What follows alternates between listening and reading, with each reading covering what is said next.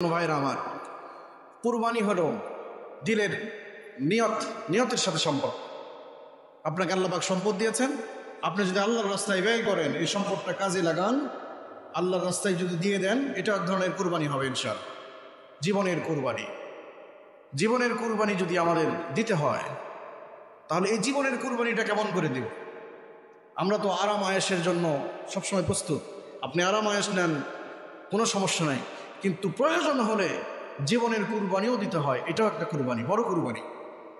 অর্থের কুরবানি যেমন বড়, জীবনের কুরবানি তার থেকে অনেক বড়। জীবনের কুরবানি দিয়েছেন হযরত সাহাবা ইকরাম রাদিয়াল্লাহু তাআলা আজমাইন। তার জীবনকেও বিলীন করে দিয়েছেন ইসলামের জন্য, এলা কালিমাতুল্লাহর জন্য, দ্বীন প্রচারের জন্য। এই জমিনে আল্লাহর দ্বীনকে প্রচারের জন্য তারা জীবনকে বিলীন করে দিয়েছে।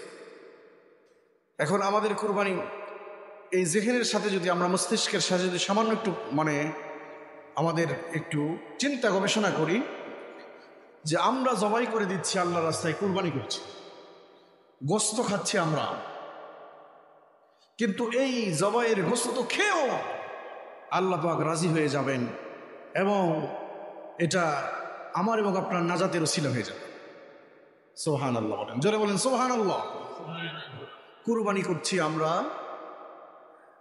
বিসমিল্লাহ আল্লাহু আকবার বলে জবাই করলাম, সুন্দর করে খালপোষ করে গোস্তগুলো আমরা খেলাম, তাই কিনা? যিনি কুরবানি করেছেন তিনিও খেতে পারেন, খাবেন, খেলেন, কিন্তু এটা হলো নাজাতের উসিলা হয়ে গেল। কেন?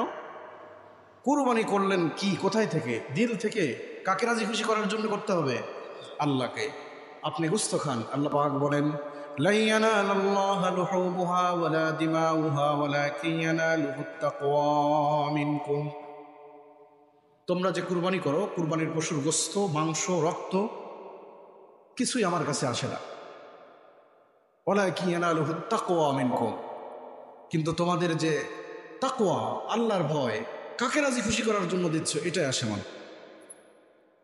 এই জন্য আসুন আমরা নিয়তকে পরিশুদ্ধ করি, আল্লাহ পাককে রাজি খুশি করার জন্য করি। সবাই বলেন ইনশাআল্লাহ।